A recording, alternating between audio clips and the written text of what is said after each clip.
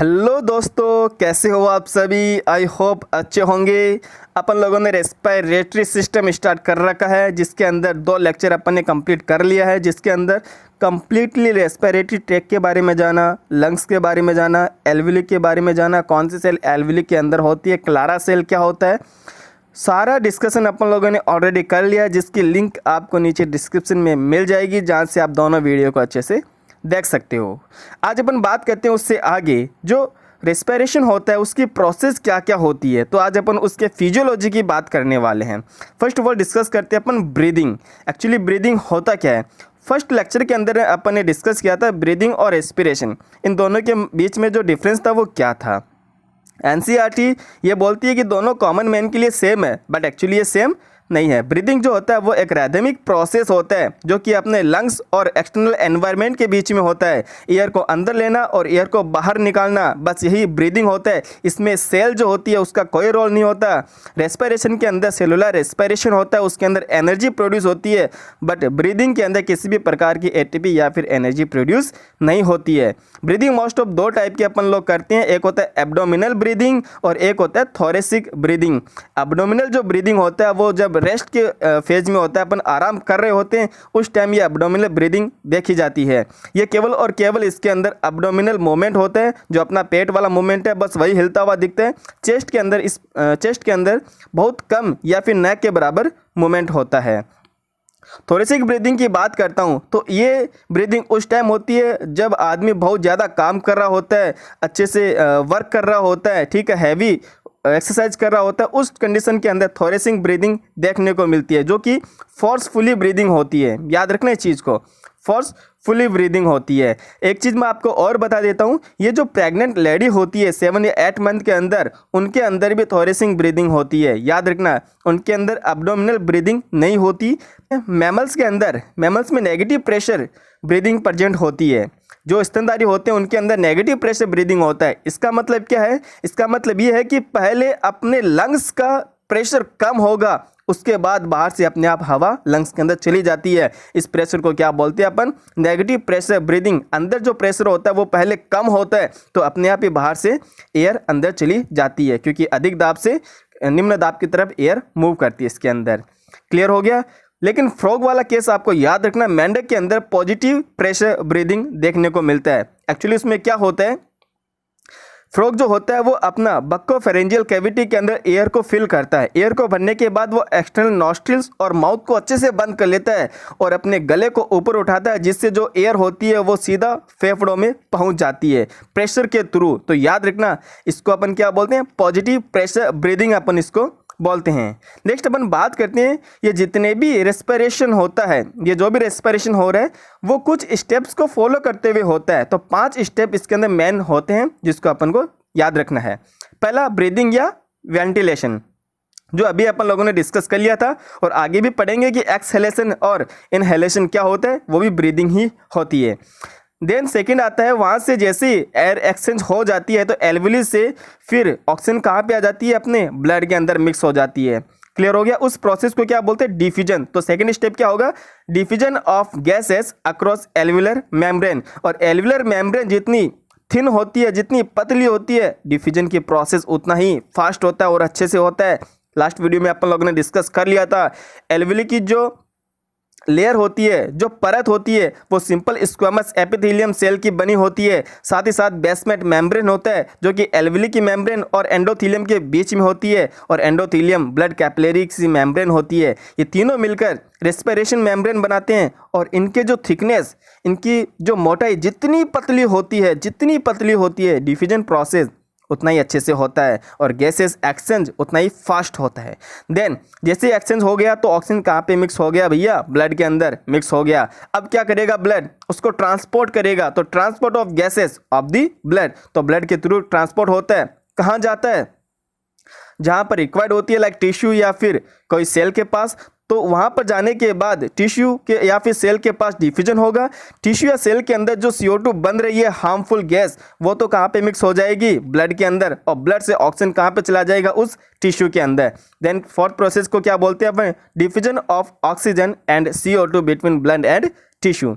Clear हो गया। अब जैसे सेल या टिश्यू के पास ऑक्सीजन पहुंच जाती है, वहाँ पे कैटाबॉलिक एक्टिविटीज होती है, ग्लूकोज का ब्रेकडाउन होता है, किसकी प्रेजेंस में, ऑक्सीजन की प्रेजेंस में, और सेल के अंदर हो रहा है तो उसको अपन बोलते हैं सेलुलर रेस्पिरेशन, और टिश्यू के अंदर होता है तो उसको टिश्यू लेवल का रेस्पिरेशन बोलते हैं। जिससे क्या प्रोडक्ट होते हैं, क्या प्रोडक्शन होता है, एटीपी का प्रोडक्शन होता है, इससे अपन को एनर्जी मिलती है। और एक ग्लूकोज के मॉलिक्यूल जब ऑक्सीजन के प्रेजेंस में ब्रेक होता है तो 38 एटीपी मिलता है अपन को। क्लियर हो गया ये वाला। तो पांचों स्टेप अपन को 1 बाय 1 एक सीक्वेंस से याद होना चाहिए। क्लियर है। नेक्स्ट चलते हैं आगे। ब्रीदिंग, देखो एयर को बाहर रिलीज करना इसको अपन बोलते हैं एक्सपीरेशन, और एयर को अंदर लेना इसको बोलते हैं इंस्पिरेशन। ये तो नॉर्मल सी बात है, पहले भी अपन लोगों ने इसके ऊपर डिस्कशन कर रखा है। इंस्पिरेशन को अपन इनहेलेशन बोलते हैं और एक्सपायरेशन को अपन एक्सहेलेशन बोलते हैं। तो इंस्पिरेशन और एक्सपीरेशन अच्छे से याद रखना है इस चीज़ को, ये दोनों ब्रीदिंग ही होता है। तो इंस्पिरेशन या इनहेलेशन की बात करते हैं तो ये नॉर्मली 2 सेकंड लगता है इसके अंदर, और ये एक्टिव प्रोसेस होती है। क्या ये एक्टिव प्रोसेस होती है और कहाँ से स्टार्ट होती है, कई बार पूछ लेते हैं। तो ये एक्सटर्नल नॉस्ट्रिल से लेके एल्वुली तक। नेक्स्ट अपन बात करते हैं मसल्स की।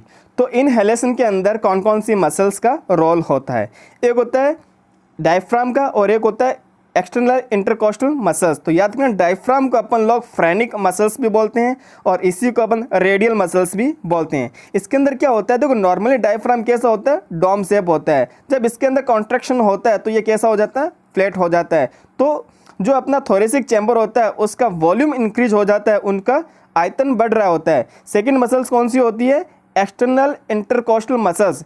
याद रखना ये अपनी रिब्स के बीच बीच में होती है। अगर इसके अंदर कॉन्ट्रैक्शन होता है तो अपना जो सामने वाला पोर्शन होता है, ठीक है, रिब्स वाला, ये बाहर की तरफ बढ़ता है। जब बाहर की तरफ बढ़ेगा तो ऑब्वियसली जो थोरेसिक चैम्बर होता है उसका वॉल्यूम इंक्रीज होगा। तो दोनों कंडीशन के अंदर वॉल्यूम इंक्रीज हो रहा है, इसका मतलब याद रखना वॉल्यूम बढ़ रहा है, इसका मतलब प्रेशर क्या हो रहा है, कम हो रहा है। और जैसे प्रेशर अंदर वाला कम हो जाएगा तो बाहर से एयर कहाँ चली जाएगी, अपनी लंग्स के अंदर इंटर हो जाती है। अब देखो ये वॉल्यूम जो होता है वो कौन कौन सी साइड इंक्रीज होता है। तो डायफ्राम जो होता है वो एंटीरियर पोस्टीरियर साइड वाला वॉल्यूम को इंक्रीज करता है, और जो एक्सटर्नल इंटरकोस्टल मसल्स होता है वो डोर्सो वेंट्रल साइड का वॉल्यूम इंक्रीज करता है। तो कई बार ये भी क्वेश्चन में पूछ लिया जाता है। नेक्स्ट बात करते हैं, देखो दोनों मसल्स के अंदर कॉन्ट्रैक्शन होता है तो थोरेसिक कैविटी का वॉल्यूम क्या हो जाता है, बढ़ जाता है। इंट्रापल्मोनरी प्रेशर क्या हो जाएगा, कम हो जाएगा। ऑब्वियसली अगर वॉल्यूम बढ़ेगा तो प्रेशर क्या हो गया, कम हो गया। और जैसे प्रेशर कम हो जाता है एयर बाहर से लंग्स के अंदर इंटर हो जाती है। उसके बाद अपन को ये भी याद रखना है कि जो एनवायरनमेंट का प्रेशर होता है वो कितना होता है, 760 mm of Hg, 760 mm of Hg होता है। उससे 1 से 3 mm ऑफ Hg प्रेशर क्या हो जाता है, कम हो जाता है। पल्मोनरी जो टर्म आता है वो लंग्स के लिए आता है। इंट्रा पल्मोनरी यानी लंग्स के अंदर वाला जो प्रेशर होता है वो एनवायरनमेंट के प्रेशर से 1 से 3 mm ऑफ Hg प्रेशर कम हो जाता है। जैसे ही कम होगा तो हवा बाहर से अपने लंग्स के अंदर इंटर हो जाएगी, सिंपल सी बात है। ये तो इस प्रोसेस को क्या बोलते हैं अपन, तो ये तो हो गया इंस्पिरेशन या फिर इनहेलेशन, निःश्वासन, यानी अपन ने एयर अंदर ले ली। उसके बाद सेकंड प्रोसेस आती है, इसको बोलते हैं एक्सपीरेशन, इसी को अपन एक्सहेलेशन बोलते हैं। तो एक्सपीरेशन बोल दो या एक्सहेलेशन बोल दो, बात एक ही है। इस कंडीशन में क्या होता है, अपन एयर को बाहर रिलीज कर रहे होते हैं। ये जो प्रोसेस होती है ये पैसिव प्रोसेस होती है। क्यों, क्योंकि इसके अंदर डायफ्राम भी रिलैक्स हो रहा होता है और जो एक्सटर्नल इंटरकोस्टल मसल्स होती है वो भी रिलैक्स हो रही होती है, आराम कर रही होती है। तो डायफ्राम जब रिलैक्स होगा तो वापस अपनी डॉप शेप में चला जाएगा, तो अंदर वाला वॉल्यूम हो गया वो क्या हो जाएगा, कम हो गया। एक्सटर्नल इंटरकोस्टल मसल्स भी रिलैक्स होगी तो जो अपना चेस्ट होता है वो वापस अंदर की तरफ जाएगा हल्का सा, उससे भी जो वॉल्यूम है थोरेसिक चैम्बर का वो कम हो जाएगा। इस कंडीशन में होता है क्या, CO2 लंग्स से बाहर चली जाती है, बाहर रिलीज होती है। और आराम के समय ये पैसिव प्रोसेस होती है, याद रखना, क्योंकि इसके अंदर डायफ्राम और एक्सटर्नल इंटरकोस्टल मसल दोनों क्या हो रहे होते हैं, आराम कर रहे होते हैं, रिलैक्स कर रहे होते हैं, ठीक है। लेकिन जब फोर्सफुली एक्सपीरेशन अपन करते हैं तो इसके अंदर 2 मसल्स और ऐड हो जाती है। एक तो अपनी एब्डोमिनल मसल्स और साथ ही साथ इंटरनल इंटरकोस्टल मसल्स, अंदर वाली, जो अपने चेस्ट को अंदर की तरफ लेके जाती है फोर्सफुली। अगर ये दोनों प्रोसेस होती है तब अपन और ज़्यादा एयर को और ज़्यादा हवा को बाहर निकाल सकते हैं, और ये जो प्रोसेस होती है वो एक्टिव प्रोसेस होती है। एक चीज़ तो याद रख लेना, जितने भी फोर्सफुली प्रोसेस होती है। फोर्सफुली कंडीशन के अंदर अपन कोई भी काम करते हैं, चाहे वो इनहेलेशन हो चाहे वो एक्सहेलेशन हो, वो दोनों ही एक्टिव प्रोसेस होती है। लेकिन याद रखना, जब नॉर्मल कंडीशन के अंदर अपन हवा को अंदर ले रहे हैं वो एक्टिव होता है, और जब नॉर्मल कंडीशन के अंदर या रिलैक्स की फॉर्म के अंदर, रिलैक्स की फेज के अंदर अपन लोग हवा को बाहर रिलीज करें, एक्सपीरेशन करें, वो पैसिव प्रोसेस होता है। तो आपको ये भी याद रखना है। देन बात करते हैं कंट्रोल ऑफ ब्रीदिंग। तो ब्रीदिंग का कंट्रोल कौन करता है? देखो वेरी वेरी इंपॉर्टेंट, याद रखना चीज़ को, समझना इस चीज़ को अच्छे से। ब्रीदिंग का कंट्रोल मोस्ट ऑफ पहला जो प्राइमरी सेंटर होता है वो मेडुला के अंदर होता है। सेकंड आता है पोंस वेरियोली, इसको अपन पूरा नाम क्या बोलते हैं? Ponce Varolii. Ponce Varolii respiratory centre होता है इसके अंदर, जिसको अपन न्यूमोटॉक्सिक सेंटर भी बोलते हैं। तो आपको ये भी याद रख सकते हो। तो मेडुला एंड पोंस ये दोनों मिलकर अपनी जो रेस्पिरेशन होते हैं, जो ब्रीदिंग होता है, उसको ये कंट्रोल करने का काम करते हैं। क्लियर हो गया? नेक्स्ट बात करते हैं कुछ इंपॉर्टेंट पॉइंट्स की, जहाँ से सीधा क्वेश्चन बनता है। फर्स्ट ऑफ ऑल बात करते हैं कि जो अडल्ट पर्सन होते हैं उनके अंदर ब्रीदिंग रेट कितनी होती है। तो याद रखना 12 से 16 ब्रीथ पर मिनट। 1 मिनट के अंदर 12 से 16 बार वो ब्रीथ करते हैं, यानी एयर को अंदर लेते हैं और एयर को बाहर निकालते हैं 12 से 16 बार। कुछ टर्म्स ऐसी है जो भी अपन को आना चाहिए। क्या? पहला बात करते हैं एस्फिक्सिया। क्या है ये? एस्फिक्सिया। इसके अंदर क्या होता है? मोस्ट ऑफ एस्फिक्सिया के अंदर ऑक्सीजन की जो कंसंट्रेशन होती है वो तो कम हो जाती है, बट CO2 की कंसंट्रेशन बढ़ जाती है, जिससे अपन को बेचैनी फील होती है। देन बात करते हैं अपन लोग एनोक्सिया की। एनोक्सिया क्या होता है? टिश्यू के अंदर ऑक्सीजन की सप्लाई रुक जाती है, उस कंडीशन को क्या बोलते हैं अपन? एनोक्सिया। देन बात करते हैं हाइपर कैपनिया। याद रखना इसको क्या बोलते हैं? हाइपर कैपनिया। इसके अंदर एक्चुअली क्या होता है? रक्त के अंदर या ब्लड में CO2 की कंसंट्रेशन नॉर्मल से ज़्यादा होना, इसको अपन क्या बोलते हैं? हाइपर कैपनिया बोलते हैं। देन अपन बात करते हैं एपनिया की। एपनिया क्या होती है? एपनिया को बोलते हैं अपन श्वसन दर कुछ समय के लिए रुक जाती है, जो अपनी ब्रीदिंग होती है वो कुछ टाइम के लिए रुक जाती है, इसको अपन क्या बोलते हैं? एपनिया। ए का मतलब अब्सेंस होता है, याद रखना इस चीज़ को। देन बात करते हैं अपन डिस्पनिया की। देखो डिस्पनिया बारे में आपने पहले भी सुना होगा, श्वसन दर के अंदर होने वाली बेचैनी, यानी इसके अंदर अपन ये भी बोल सकते हैं कि डिफिकल्टी ऑफ ब्रीदिंग। ठीक है। एक आता है ऑर्थोपनिया, ये भी सेम से, ये इसके अंदर भी परेशानी होती है ब्रीदिंग के अंदर। तो ये सारी टर्म्स अपन को आना चाहिए 1 बाय 1, और इनको आप अच्छे से नोट कर लेना। देन बात करते हैं ब्रीदिंग रेट की। जो न्यूबॉर्न बेबी होता है उसके अंदर ब्रीदिंग रेट सबसे ज़्यादा होती है, लगभग 40 से 50 पर मिनट, 40 से 50 ब्रीथ पर मिनट उसके अंदर ब्रीदिंग देखी जाती है। 5 साल के बेबी के अंदर 25 या फिर इसके आसपास ब्रीथ पर मिनट, यानी 1 मिनट के अंदर वो 25 बार ब्रीथ करता है। ह्यूमन एडल्ट की बात करते हैं तो उसका अभी अपन ने देख लिया था 12 से 16 बार ब्रीथ करते हैं। देन 50 ईयर मैन की बात करते हैं, यानी कि ओल्ड एज वाले पर्सन के अंदर जैसे जैसे जाएंगे ये ब्रीथ रेट जो होती है वो कम होती जाती है। तो लगभग 18 से 25 1 मिनट के अंदर उनके अंदर ब्रीद होता है। ठीक है। तो ये सारी ब्रीदिंग रेट अपन को आना चाहिए। मोस्ट ऑफ ह्यूमन एडल्ट का तो याद रखना 12 से 16 ब्रीद पर मिनट उनके अंदर होता है। नेक्स्ट अपन लोग बात करते हैं pulmonary air volume and lung capacity. Volume की और साथ ही साथ लंग्स की कैपेसिटी की। बहुत सारी कैपेसिटीज़ के बारे में अपन लोग पढ़ेंगे, साथ ही साथ वॉल्यूम की बात कर लेते हैं। किसके थ्रू मेजरमेंट करते हैं? जिसके थ्रू मेजरमेंट करते हैं उस इंस्ट्रूमेंट को क्या बोलते हैं अपन? स्पायरोमीटर। तो स्पायरोमीटर से अपन इसको मेजरमेंट करते हैं, और इस टेक्निक को क्या बोलते हैं? स्पायरोमेट्री बोलते हैं। MBBS फर्स्ट ईयर के अंदर आप देखने को मिलेगा इसके अंदर। 1 बाय 1 बात करते हैं। सबसे पहले अपन वॉल्यूम की। पहला वॉल्यूम टाइडल वॉल्यूम, जिसको अपन ज्वारीय आयतन बोलते हैं। टाइडल वॉल्यूम ये क्या होता है? ये वो एयर है जो अपन नॉर्मल ब्रीदिंग के अंदर एक्सपीरेशन करें या फिर इंस्पिरेशन करते हैं एक बार के अंदर, या तो अपन एक्सपीरेशन करें या फिर इंस्पिरेशन करें, ये वो वाला वॉल्यूम है। और इसका अमाउंट कितना होता है? 500 ml। तो डायरेक्ट आपको ये डाटा याद रखने हैं। नॉर्मल ब्रीदिंग के अंदर चाहे वो इंस्पिरेशन के थ्रू निकले या फिर एक्सपीरेशन के थ्रू निकले, कितना? 500 ml। इस वॉल्यूम के क्या बोलते हैं अपन? टाइडल वॉल्यूम बोलते हैं। नेक्स्ट वॉल्यूम की बात करते हैं inspiratory reserve volume. Inspiratory reserve volume इसको हिंदी में बोलते हैं निःश्वसन आरक्षित आयतन। अब इंस्पिरेटरी रिजर्व वॉल्यूम क्या होता है? थोड़ा सा समझना है इसको। देखो नॉर्मल अपन ने इंस्पिरेशन किया तो हवा को अंदर ले लिया आसानी से, ठीक है, नॉर्मल कंडीशन के अंदर। उसके बाद अपन फोर्सफुली और कितनी एयर अंदर ले सकते हैं? फोर्सफुली, ठीक है, उसको अपन क्या बोलते हैं?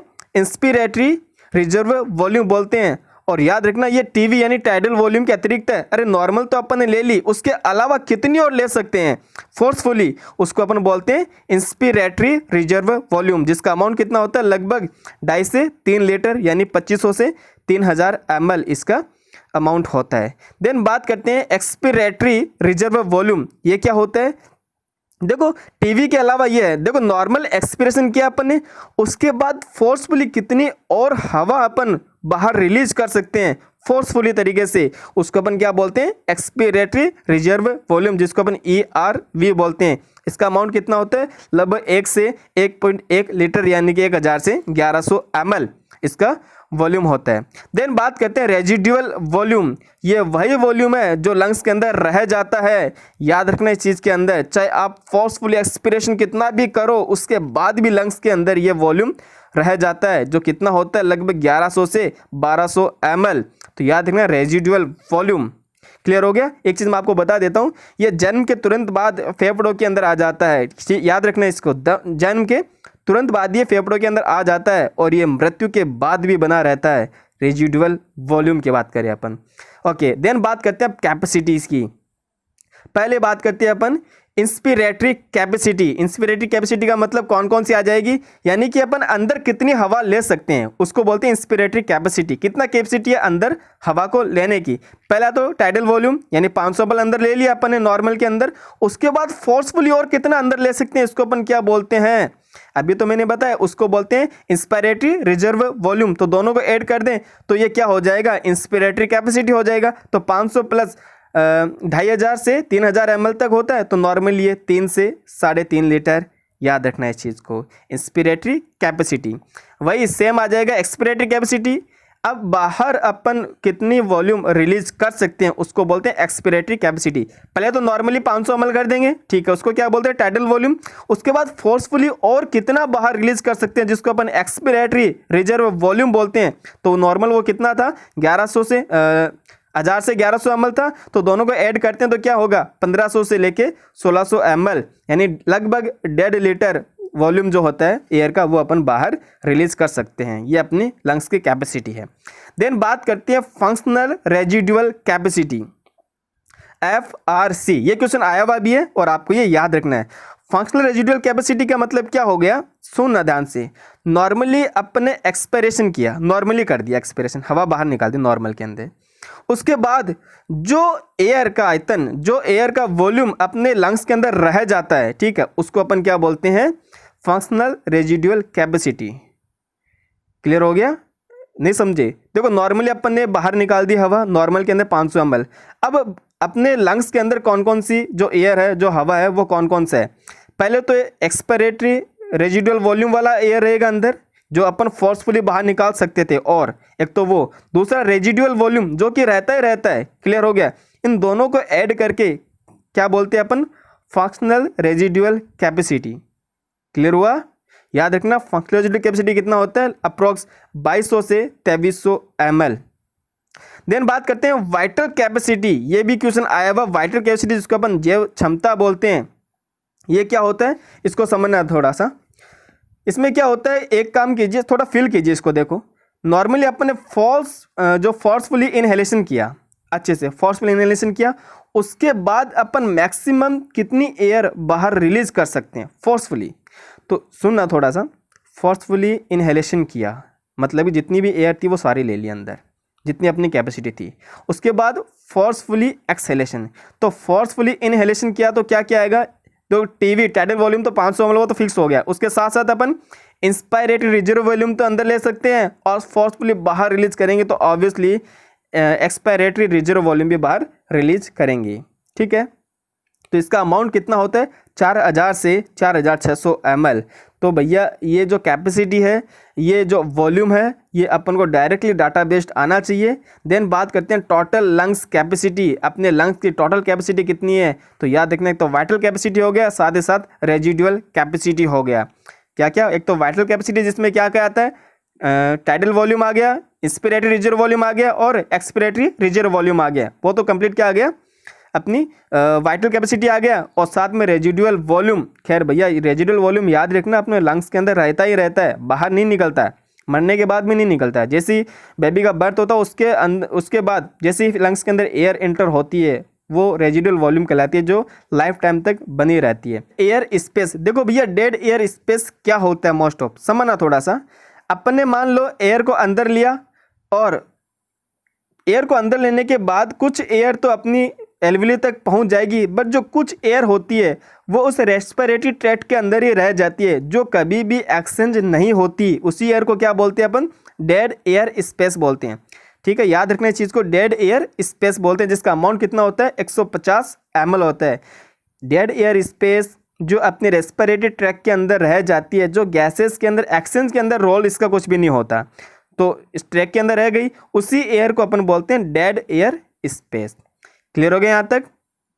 तो ये सारे डाटा आपको डायरेक्टली याद रखना है। देन नेक्स्ट वीडियोस के अंदर अपन स्टार्ट करेंगे एक्सचेंज ऑफ गैसेस, ठीक है, transport of gases, oxygen dissociation curve अपन लोग पढ़ेंगे। तो ये सारी बातें नेक्स्ट वीडियो के अंदर करने वाले हैं। आज के लिए इतना ही। Thank you so much, have a nice day.